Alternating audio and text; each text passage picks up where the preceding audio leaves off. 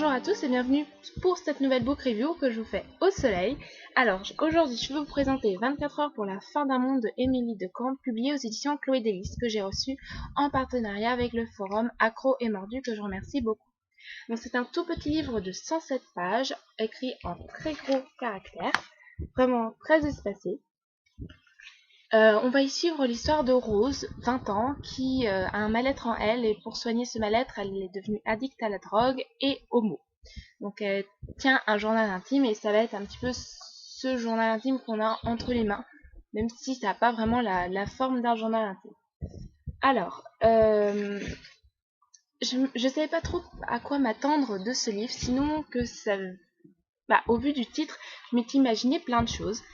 Et ça a été assez curieux de voir tout ce à quoi je me suis imaginé rien qu'avec le titre, et voir qu'en fait ça a été ma première inspiration qui a été la bonne. C'est-à-dire que je m'étais envisagé des fins heureuses et des fins malheureuses, un petit peu de toutes les manières possibles, et je sais pas, j'ai été un petit peu surprise par le contenu du livre.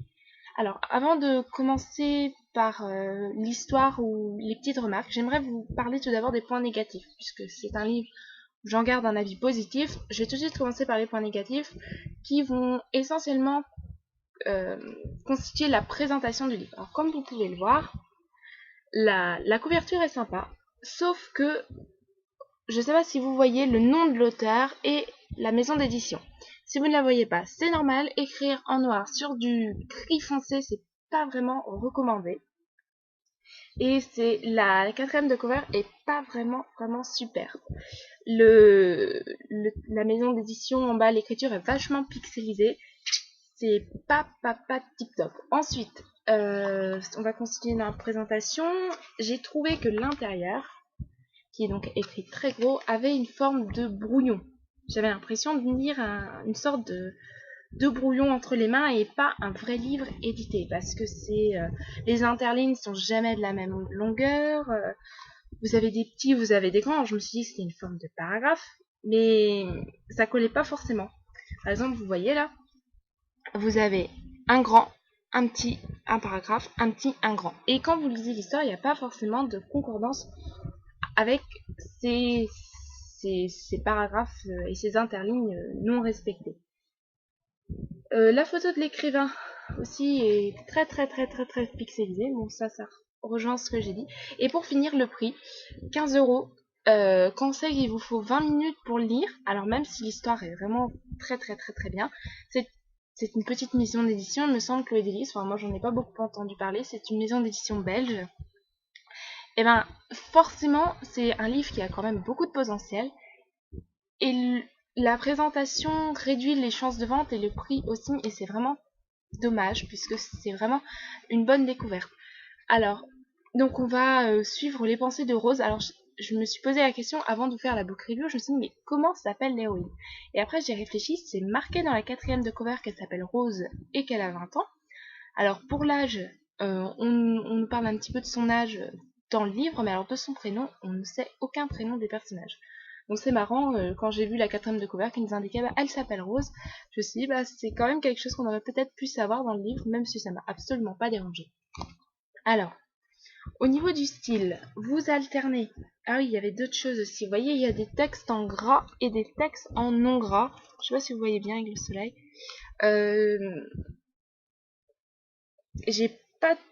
J'ai bien compris la différence entre les textes en gras et non gras, mais je voyais pas l'intérêt de les mettre en gras ou en non gras. Il y a des poèmes aussi. Alors hop, il y a des poèmes un petit peu... C'est fou ça, je vous en trouve pas. Hop, vous avez une alternance de poèmes. Alors j'ai bien aimé, c'est vraiment le style de poèmes que j'aime beaucoup. Ce sont vraiment très sombres. Mais voilà, j'ai bien aimé cette alternance de poèmes, d'écriture, de questions sur soi-même. Et bon, à la fin, ça donne un livre assez poétique. Alors au niveau de l'histoire, je ne fais pas vraiment de points négatifs, c'est vraiment la présentation du livre qui, je trouve, qui ne m'a pas vraiment dérangée. C'est l'impression que j'ai eue et qui, je pense, n'est pas non plus très vendeur. Alors que c'est vraiment un beau livre. Au départ, je me suis demandé où est-ce qu'on nous emmenait. Au départ, je me suis dit, je suis pas sûre qu'il m'intéresse.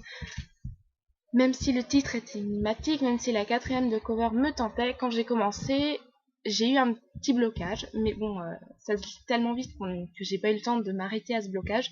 Après, j'ai vraiment été complètement emportée. Je me suis dit, qu'est-ce qui va se passer? Qu'est-ce qui va faire que ça va peut-être changer pour elle? Qu'est-ce qui ferait qu'elle pourrait s'en sortir de la drogue et de ce mal-être qui pourrait l'aider et tout ça? Et il y a cette étrange, j'ai envie de dire, c'est vraiment cette fatalité du destin et ça m'a beaucoup, beaucoup, beaucoup fait pleurer. Ça a vraiment remué des choses en moi, puisque c'est aussi l'histoire d'une jeune fille qui, elle n'est pas reconnue par ses parents, pas parce que ils sont, c'est pas vraiment l'enfance, c'est l'enfance, je veux dire. C'est un petit peu, on est dans une famille un petit peu machiste où on reconnaît que l'autorité du père, où la mère est très soumise.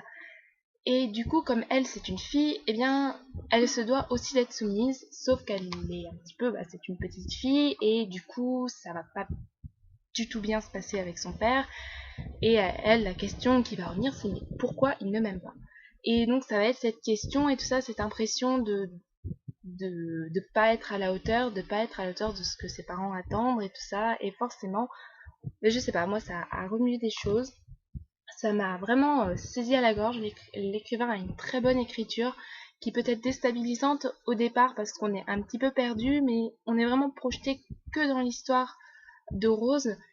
Au final, c'est vrai qu'il n'y a peut-être pas d'histoire, c'est vraiment des pensées complètement incohérentes, c'est quelqu'un de complètement perdu, donc peut-être aussi cette impression au lecteur d'être perdu. Et la fin, moi, qui a vraiment bouleversé tout, c'est voilà, je vais pas vous en dire plus, mais ça a vraiment été une très très très bonne découverte. C'est pas un coup de cœur parce que je sais pas, mais c'est un presque coup de cœur et c'est un livre que j'aurais vraiment envie de vous recommander. Bon, c'est vrai que 15 € pour 20 minutes c'est quand même très cher, mais si vous pouvez le trouver d'occasion, si quelqu'un peut vous le prêter, je vous invite vraiment à découvrir l'écriture de cet auteur et ses livres. Alors je vais terminer en remerciant encore une fois le forum Acroemandus que vraiment ça m'a saisi, je l'ai lu hier, j'ai voulu lire quelques pages à minuit et bon, un quart d'heure après, il était fini quoi. Donc c'est vraiment très vite, c'est addictif en fait et c'est bouleversant et ça pourra peut-être bouleverser quelques-uns comme moi peut-être. Enfin, c'est en même temps on est à sa période de l'adolescence à vingtaine, alors toutes les questions qu'on se pose, toutes les illusions à laquelle on peut se leurrer, toutes les idées qu'on se fait qui sont fausses ou pas. Eh bien peut-être que ça pourra en parler à beaucoup. Voilà, donc 24 heures pour la fin du monde de Émilie Decamps, publié aux éditions Chloé Délice, que je vous recommande vraiment beaucoup pour un petit moment, puisqu'il n'est pas très gros. Donc voilà pour cette book review, je vous retrouve bien une prochaine fois pour une future book review. Et pendant cela, je vous fais à tous de gros bisous, bisous bisous.